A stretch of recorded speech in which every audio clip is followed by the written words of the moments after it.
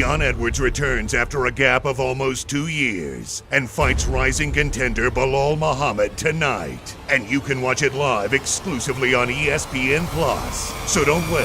Click the link in the description and sign up for ESPN+ today.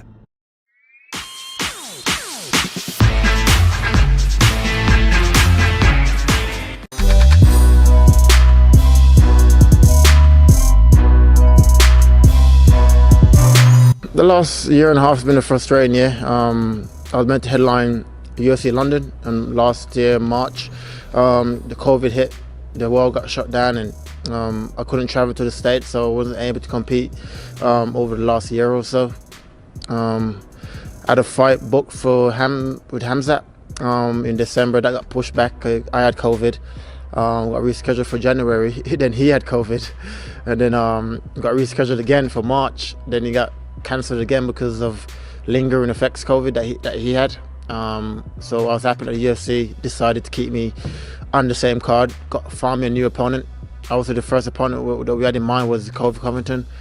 He went running, and Belal Muhammad stepped in, and this is the guy we got to face come Saturday night, and I'm looking forward to it. I am willing to fight anybody. I'm not here to just hold my number and don't compete. You know, I've been pushing over the last year to fight any of these top 5 guys. I've proven it by offering to fight Hamzat. He wasn't even ranked at the time. Everyone was ducking him. I said, okay, I'll step in, I'll do it.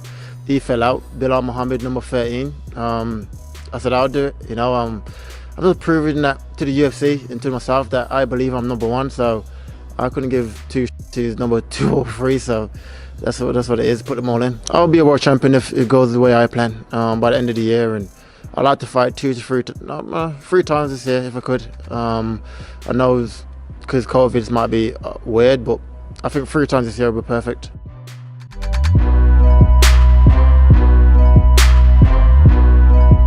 Watching that Gunnar Nelson fight, he was at a breaking point in that 3rd round. Gunnar Nelson mounted him. Gunnar Nelson was close to finishing that fight, and it was like he was just laying there on his back. So when bringing up that fight, he rocked Gunnar Nelson a couple times early, and that took Gunnar a while to get back, get right in his own head. And then when he did, he mounted him. He was close to finishing him in that 3rd round. And then if Gunnar Nelson almost found your breaking point, Belal Muhammad's going to definitely find your breaking point in a 5-round fight. For me fighting just so recently, I had so much volume in that fight. I threw over 250 punches in that fight, and I felt so good in there where I was in a different comfort level in there. Like, that's the biggest thing, is it's like trying to transfer what happens in the gym to the cage. And it's all about, you know, sometimes you get nerves, sometimes you sit there, get an adrenaline dump getting into the cage. But this fight, I felt so good. So for me, going off that fight, off that momentum, getting in a fight 3 weeks later with no injuries, the same cardio I have, and you're giving me 2 extra rounds, I'm going to find his breaking point. I'm going to be in his face. I'm going to find your breaking point. I'm going to find it where you're sitting there looking at your coaches like, what do I do now? This guy's still standing here. You're going to be looking at your coaches waiting for some sort of instruction, but there's no instructions to breaking. Like, mentally, you're going to break unless you have a freaking psychiatrist that you're working with that's in your corner that's telling you woosah. There's nothing you're going to be able to do.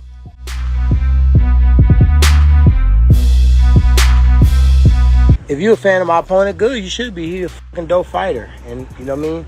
He's put me in a position where I got to put up or shut up. You know, he's hungry. And I'm the biggest fight. You got to recognize, I'm the biggest fight for all of these dudes. I was the biggest fight for Kobe. I was the biggest fight for Usman. I was the biggest fight for Burns. I'm the biggest fight for Vincente. And you know what? Now I got to be the biggest fight for myself. And the fight is against myself. So that's mentally where I'm at. That's where my head's at. I got great coaches. My mom praying for me like a motherfucker. Everybody, you know, I know a price to say MF after praying, but I'm just be real. Like, sometimes if we spread it out and said 7 sentences later, you still said it. You can go to church and then turn on Lil Webby right in the car, and then, you know what I mean, what does that really do? It don't make a lot of sense. So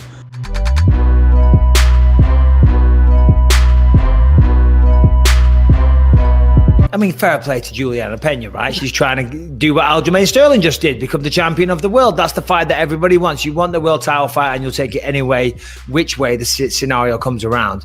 But be careful what you wish for, Julia, you know, because, well, let's be honest, Amanda Nunes probably will, make short work of that. Maybe not, though. Juliana Pena is tough. She's talking about how she beat Kat Zingano. That makes her the best wrestler. She beat Sarah McMahon recently. Sarah McMahon is a very, very good wrestler, but she has, I don't know, she just loses fights that she's in full control of. I'm not sure if there's a mental issue. So, listen, she's one of the contenders right now, and she's trying to get the fight, make it personal. Forget about Holly Holm. I want to fight for the title. 135 pounds has not been defended for over a year. If you're not going to fight, then give it up. Get the F out of here and let somebody else fight for it. If she wants to stay fat at 145, do that then. Of course, if you start firing out personal insults like calling her fat and things like that, you never know. It might get the job done. I mean, look, Amanda Nunes, we just spent an entire show talking about how she's the best in the world, and good. Juliana Pena, get paid, get that fight to happen, but it's gonna be a really tough fight. Simple as that. Just a really tough fight, and she's gone 2-2 in her last 4 fights. Pena, lost to Valentina, lost to Jermaine Durandame. The reality is Pena's pointing at her victory over Kat Zingano and that Kat Zingano beat Amanda Nunes. The reality is that fight was a long time ago, and that was the old Nunes. Nunes did used to have a problem with her conditioning. She'd always start great. She'd always kick ass in the first round, but then she'd fade. You know what I mean? She'd always run out of steam, but she's fixed those problems. But still, all right, well, fair play, Juliana. It's nice to see someone talking some shit and, adding a little bit of fire, if you will, to that division. So, I'd like to see it. Why not?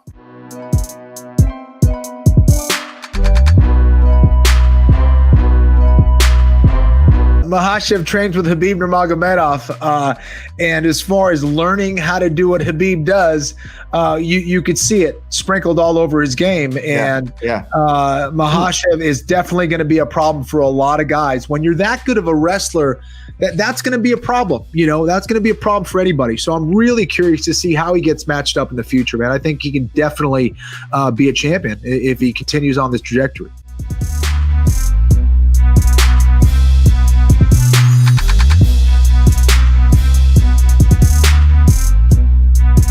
The knee was solid, man. The knee really connected. Like the knee really did connect, and Aljo was really hurt. But I seen Ben Askren get completely took out and recover faster by Masvidal. So I think there was just a little bit of shenanigans with the. I don't know, man. Listen, it is what it is. Yeah, Petri and he done wrong. And, I don't know. Do you know, the way I look at it is if Aljo, let's say Aljo was beating him quite convincingly and up to that 4th round, I'd have maybe took the belt. So I was winning. There was 1 round to go. He was saying that I'm going to lose.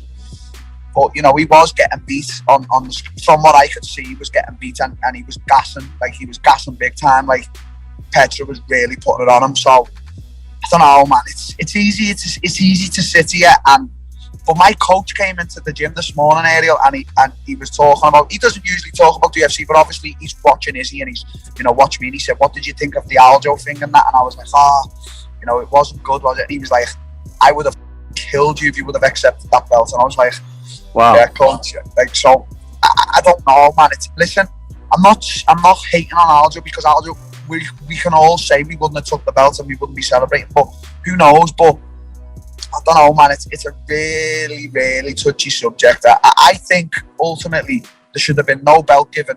Give the fight to Aljo and then just fight for like a vacant belt. I don't know.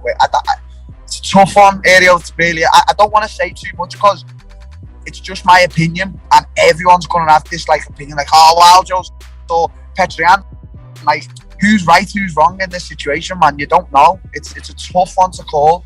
I don't know where. I think we should have just said no, both of them, the UFC or whoever's the officials. Let's just call this a complete and utter DQ. We'll give the win to Aljo. We're fighting for the vacant belt, and then we'll decide who the main man is. But apart from that, Aljo was getting beat. Let's have it right. He was getting beat. It wasn't a close fight. Like Petrian was beating him. Like I've looked at the fight a few times. He was getting beat and he was gassing. He was on his way to be getting stopped, or he was going to get beat over the 5 rounds. So there's that. But listen, Petrian shouldn't have done what he done, man. Like, it was a bad mate, but listen, his coaches or something are calling for him to hit him. You know, maybe it's bad on their part. There's just so many factors in this area. I don't want to, like, say something and upset. I'm not bothered. Like, I don't get, but I don't want to, like, say the wrong thing, because it's just an opinion at the end of the day, and everyone's going to be fighting over it. But my coach came into the gym this morning, Ariel, and he was talking about, he doesn't usually talk about the UFC, but obviously he's watching Izzy, and he's, you know, watching me, and he said, what did you think of the Aljo thing and that? And I was like, you know, it wasn't good, was it? And he was like, I would have fucking killed you if you would have accepted that belt. And I was like, I don't give a